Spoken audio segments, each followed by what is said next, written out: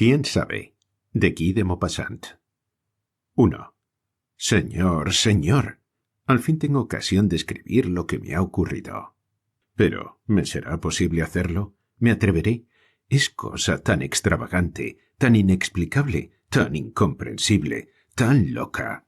Si no estuviese seguro de lo que he visto, seguro también de que en mis razonamientos no ha habido un fallo, ni en mis comprobaciones un error, ni una laguna en la inflexible cadena de mis observaciones, me creería simplemente víctima de una alucinación, juguete de una extraña locura.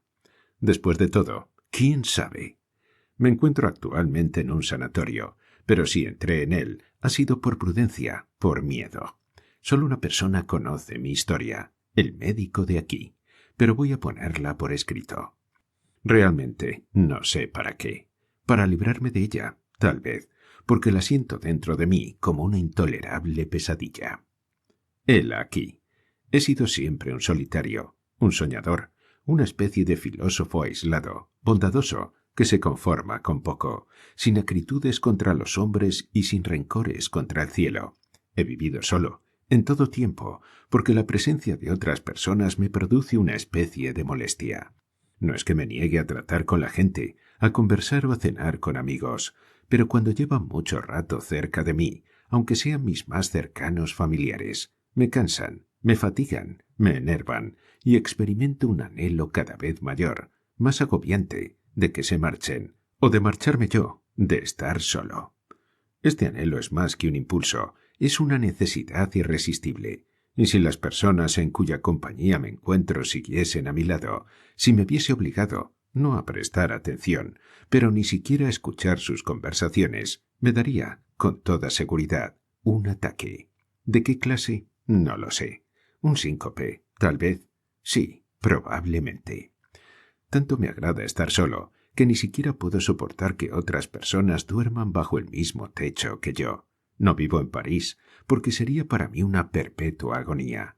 Me siento morir moralmente. Es para mí un martirio del cuerpo y de los nervios, esa muchedumbre inmensa que hormiguea, que se mueve a mi alrededor, hasta cuando duerme.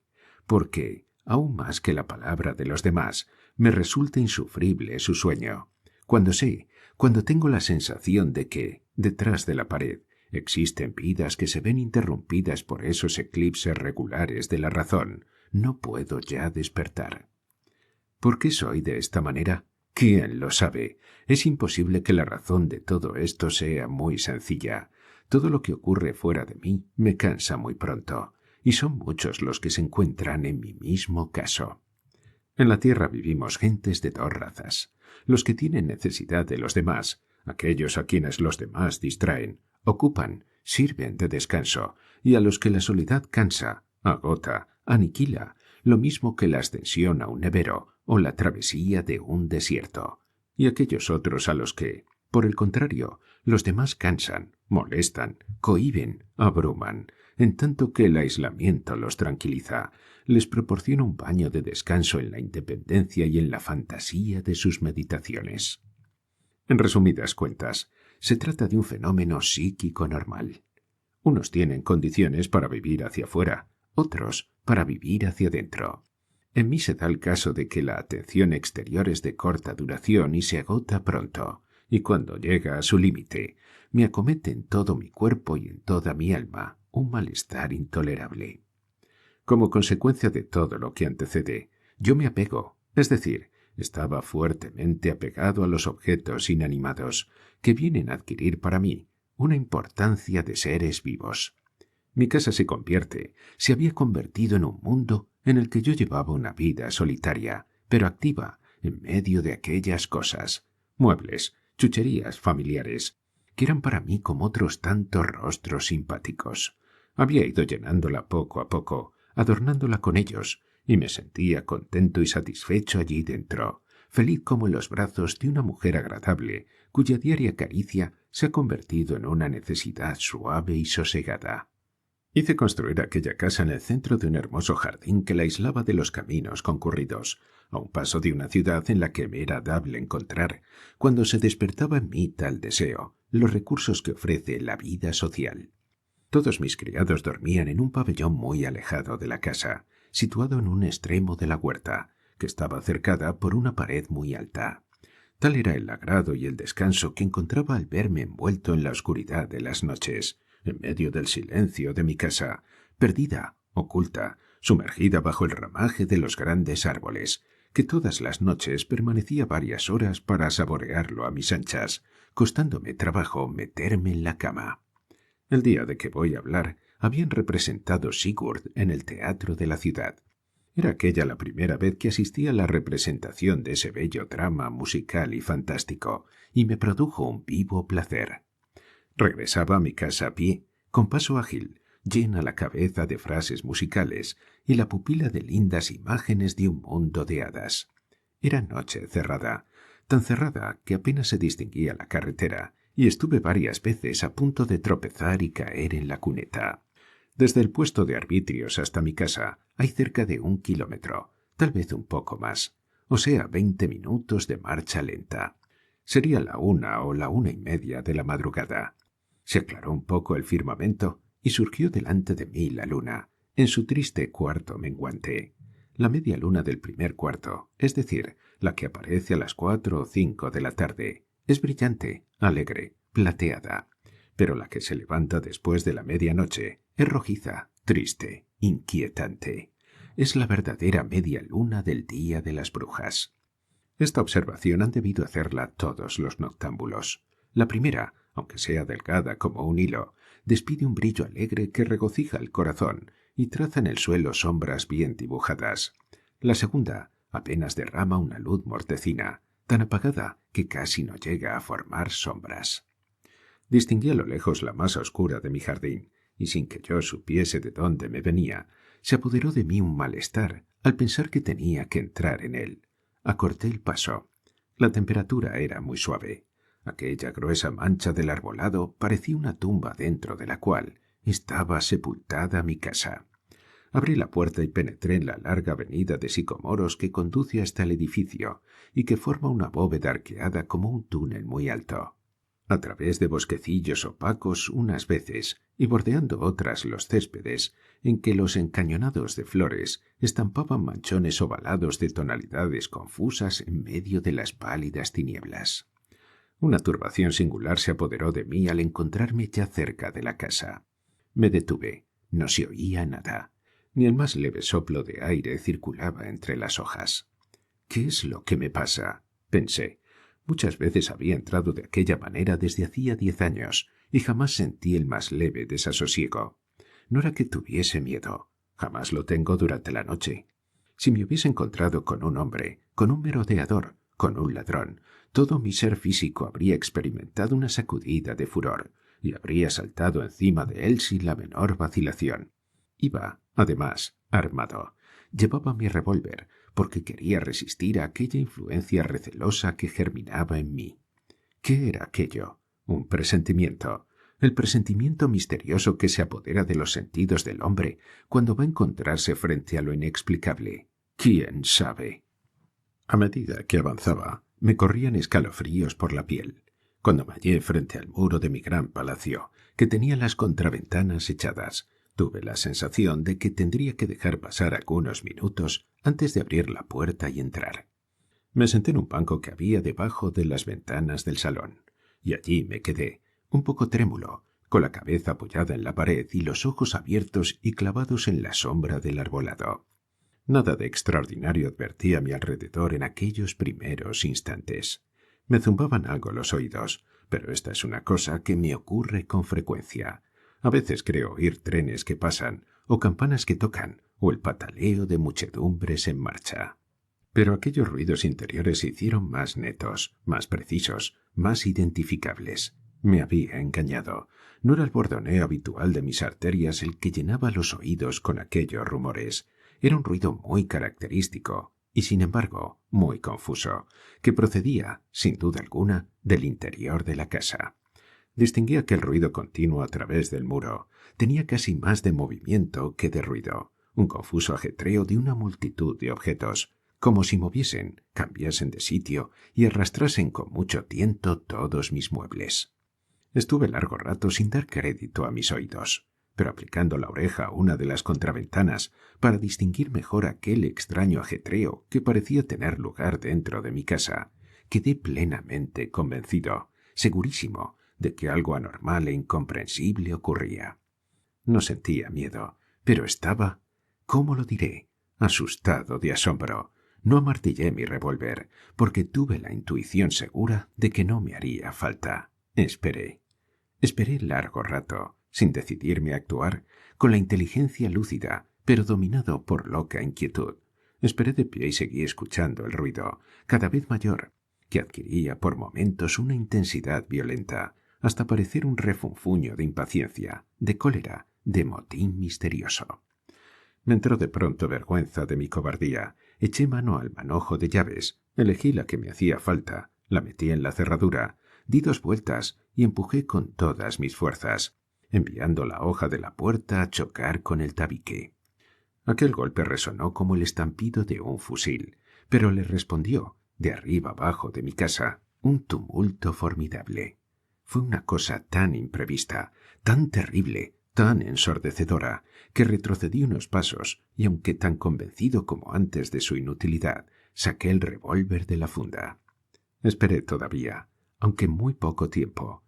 Lo que ahora oía era un pataleo muy raro en los peldaños de la escalera, en el entarimado, en las alfombras, pero no era un pataleo de calzado, de zapatos de hombre, sino de patas de madera y de patas de hierro que vibraban como címbalos. Y de pronto veo en el umbral de la puerta un sillón, mi cómodo sillón de lectura, que se marchaba de casa contoneándose, y se fue por el jardín hacia adelante, y detrás de él otros, los sillones de mi salón, y a continuación los canapés bajos, arrastrándose como cocodrilos sobre sus patitas cortas, y enseguida todas las sillas, dando saltitos de cabra, y los pequeños taburetes que trotaban como conejos. Era una cosa emocionante. Me escondí en un bosquecillo y allí permanecí agazapado, contemplando aquel desfile de mis muebles, porque se marchaban todos, uno detrás de otro, con paso vivo o pausado, de acuerdo con su altura o su peso. Mi piano, mi magnífico piano de cola, cruzó al galope, como caballo desbocado, con un murmullo musical en sus ijares. Los objetos menudos iban y venían por la arena como hormigas, los cepillos, la cristalería, las copas en las que la luna ponía fosforescencias de luciérnagas. Las telas reptaban o se alargaban a manera de tentáculos, como pulpos de mar. Vi que salía mi escritorio, mi querido escritorio, una hermosa reliquia del siglo pasado, en el que estaban todas las cartas que yo recibí, la historia toda de mi corazón, una historia antigua que me ha hecho sufrir mucho. Dentro de él había también fotografías. De improviso se me pasó el miedo. Me abalancé sobre el escritorio, lo agarré como se agarra a un ladrón, como se agarra a una mujer que escapa, pero él llevaba una marcha incontenible, y a pesar de mis esfuerzos, a pesar de mi cólera, no conseguí moderar su velocidad. Yo hacía esfuerzos desesperados para que no me arrastrase aquella fuerza espantosa y caí al suelo. Entonces me arrolló, me arrastró por la arena, y los muebles que venían detrás empezaron a pisotearme, magullándome las piernas. Lo solté por fin, y entonces los demás pasaron por encima de mi cuerpo, lo mismo que pasa un cuerpo de caballería que carga por encima del soldado que ha sido derribado del caballo. Loco de terror, conseguí al fin arrastrarme hasta fuera de la gran avenida y ocultarme de nuevo entre los árboles, a tiempo de ver cómo desaparecían los objetos más íntimos, los más pequeños, los más modestos, los que yo conocía menos entre todos los que habían sido de mi propiedad. Así estaba cuando oí a lo lejos, dentro de mi casa, que había adquirido sonoridad como todas las casas vacías, un ruido formidable de puertas que se volvían a cerrar. Empezaron los portazos en la parte más alta y fueron bajando hasta que se cerró por último la puerta del vestíbulo que yo, insensato de mí, había abierto para facilitar aquella fuga. También yo escapé, echando a correr hacia la ciudad, y no recobré mi serenidad hasta que me vi en sus calles y tropecé con algunas gentes trasnochadoras. Fui a llamar a la puerta de un hotel en el que era conocido. Me había sacudido las ropas con las manos para quitar el polvo.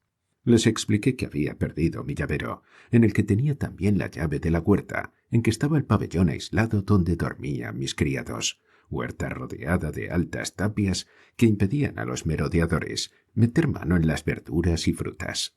Me tapé hasta los ojos en la cama que me dieron, pero no pude conciliar el sueño, y aguardé la llegada del día escuchando los golpes acelerados de mi corazón. Les había dicho que avisaran a mi servidumbre en cuanto amaneciese, y mi ayuda de cámara llamó a mi puerta a las 7 de la mañana. Parecía trastornado. «Ha ocurrido esta noche una gran desgracia, señor», me dijo. «¿Qué sucedió?» «Han robado todo el mobiliario del señor, absolutamente todo, hasta los objetos más insignificantes». Aquella noticia me alegró. ¿Por qué? Vaya usted a saber. Yo me sentía muy dueño de mí. Estaba seguro de poder disimular, de no decir a nadie una palabra de lo que había visto, de ocultar aquello, de enterrarlo en mi conciencia como un espantoso secreto. Le contesté. «Entonces se trata de los mismos individuos que anoche me robaron a mí las llaves. Es preciso dar parte a la policía inmediatamente. Voy a levantarme y me reuniré enseguida con usted». 5 meses duró la investigación. No se llegó a descubrir el paradero de nada, no se encontró la más insignificante de mis chucherías, ni se llegó a dar con el más ligero rastro de los ladrones. Claro está que si yo hubiese dicho lo que sabía, si hubiese hablado, me habrían encerrado a mí, no a los ladrones, sino al hombre que aseguraba haber visto semejante cosa. Supe cerrar la boca, pero no volví a amueblar mi casa. ¿Para qué? Si hubiera repetido siempre el mismo caso. No quería entrar de nuevo en ella. No entré. No volví a verla. Regresé a París, me instalé en un hotel y consulté a los médicos acerca de mi estado nervioso, que me preocupaba mucho desde los acontecimientos de aquella noche lamentable. Me animaron a que viajase. Seguí su consejo. 2.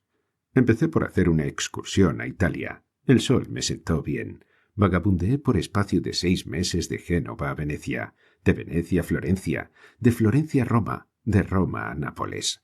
Recorrí después toda Sicilia, país admirable por sus paisajes y sus monumentos, reliquias dejadas por los griegos y por los normandos.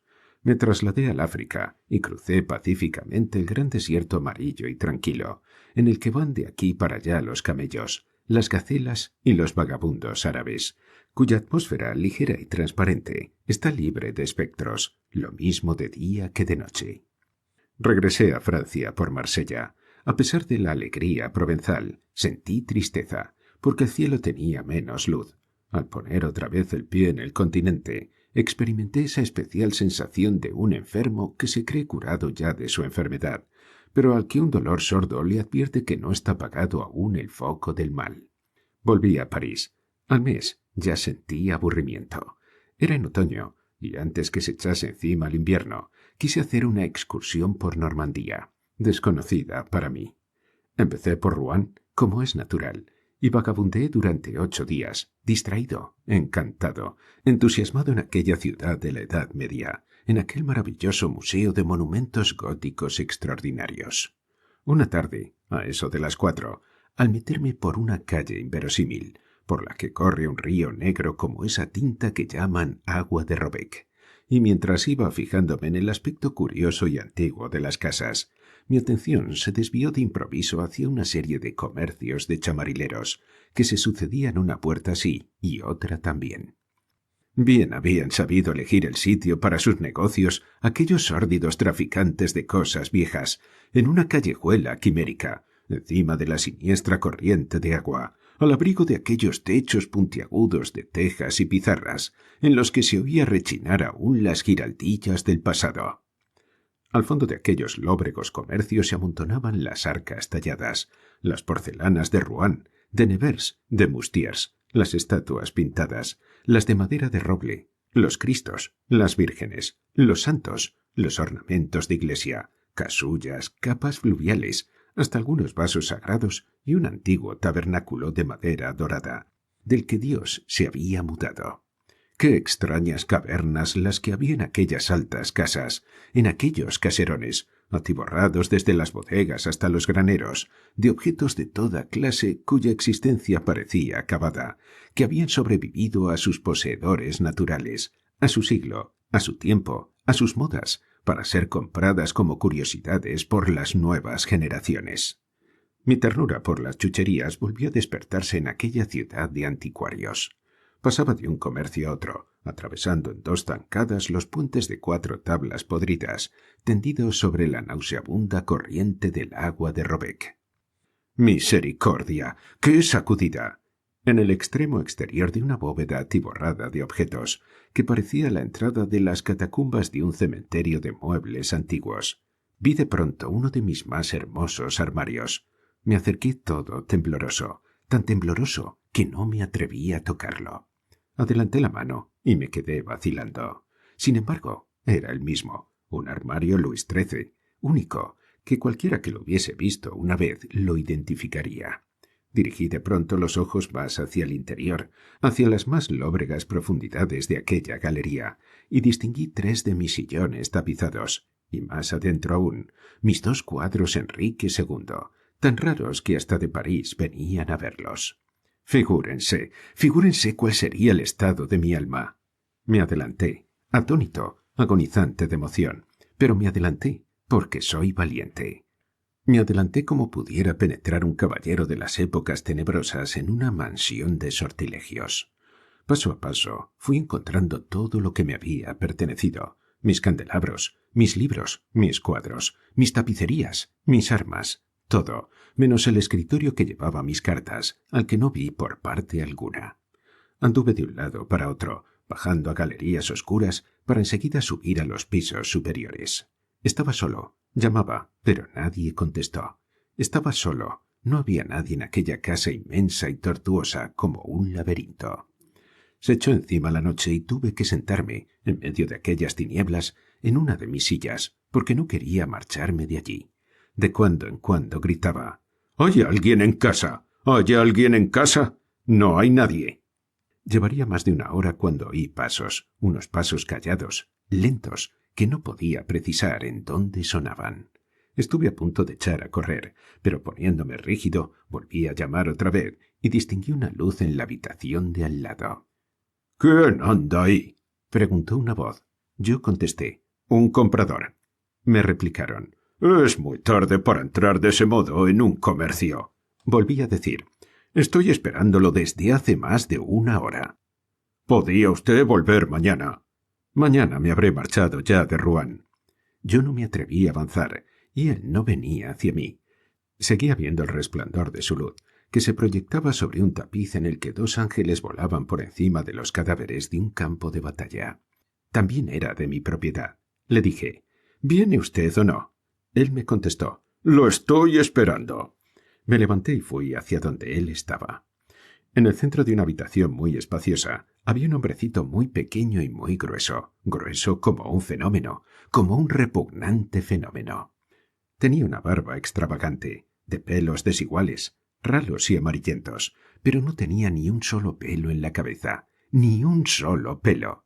Como sostenía la vela encendida a todo lo que daba su brazo para verme a mí, su cráneo me hizo el efecto de una luna pequeña en aquella inmensa habitación atiborrada de muebles viejos.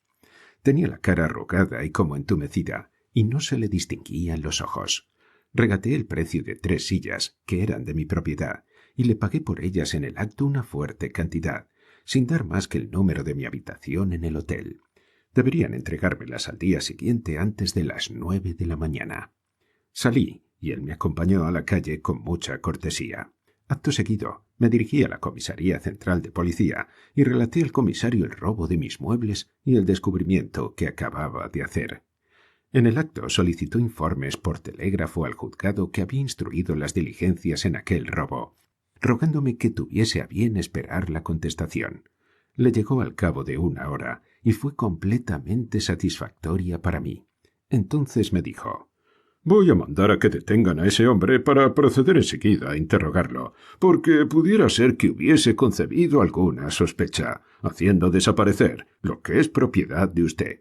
Vaya a cenar y vuelva dentro de un par de horas. Lo retendré aquí para someterlo a un nuevo interrogatorio en presencia de usted». «Encantado, señor. Se lo agradezco de todo corazón».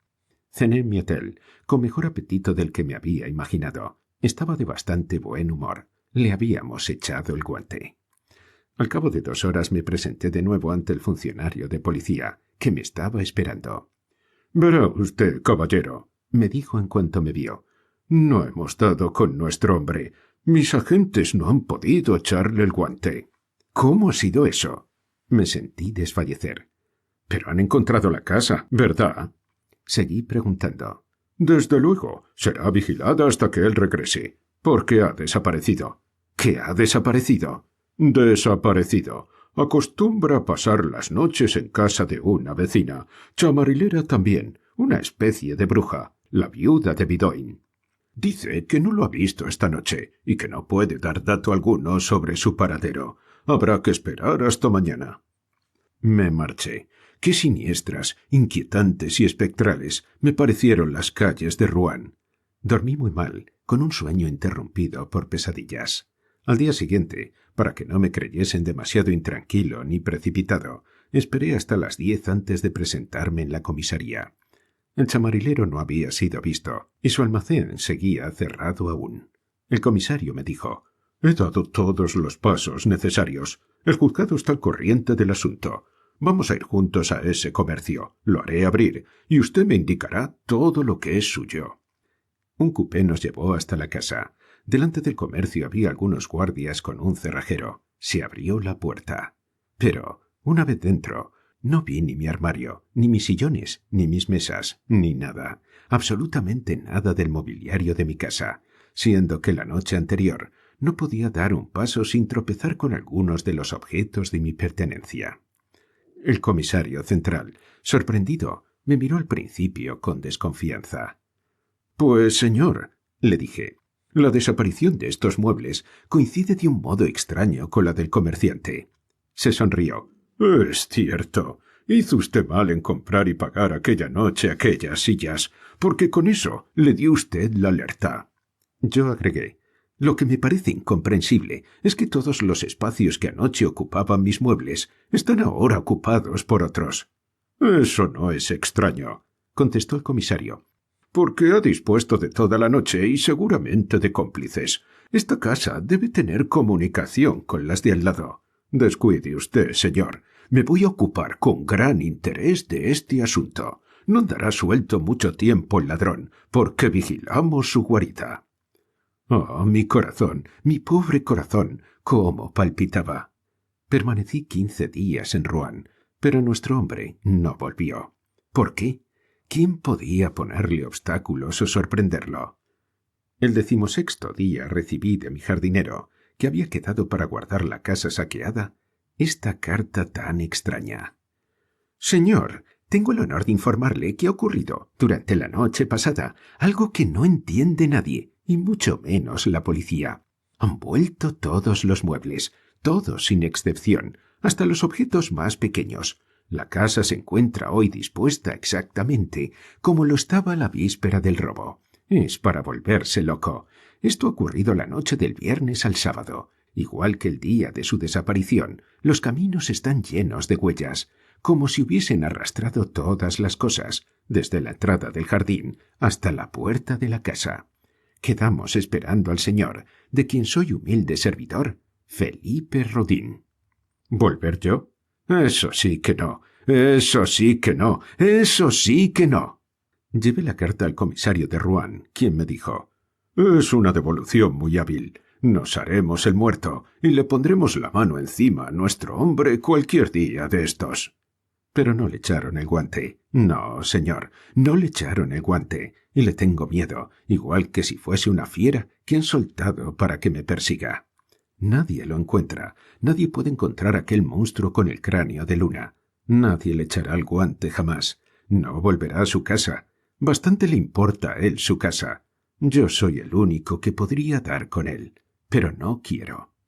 No quiero, no quiero, no quiero. Y aun en el supuesto de que volviese y entrase en su comercio, ¿quién va a probarle que mis muebles estaban allí? No hay en contra suya más que mi testimonio, y me doy perfecta cuenta de que empieza a ser sospechoso. ¿Cómo iba yo a poder vivir así? Tampoco podía guardar el secreto de lo que han visto mis ojos. No me era posible seguir viviendo como una persona cualquiera, con el temor de que esos hechos se repitiesen cualquier día. Vine a ver al médico que dirige esta casa de salud, y se lo he referido todo. Al cabo de un largo interrogatorio, me dijo: «¿Tendría usted inconveniente, caballero, en permanecer aquí algún tiempo?» «Me quedaré gustosísimo». «¿Quiere un pabellón independiente?» «Sí, señor». «¿Desea recibir a algunos amigos?» «No, señor, a nadie. El hombre de Rouen podría tratar de llegar hasta aquí mismo con idea de vengarse». Y desde hace 3 meses vivo solo, absolutamente solo. Estoy casi tranquilo. Un miedo tengo, sin embargo, que el anticuario se vuelva loco y que lo traigan a este asilo. Ni las cárceles son seguras.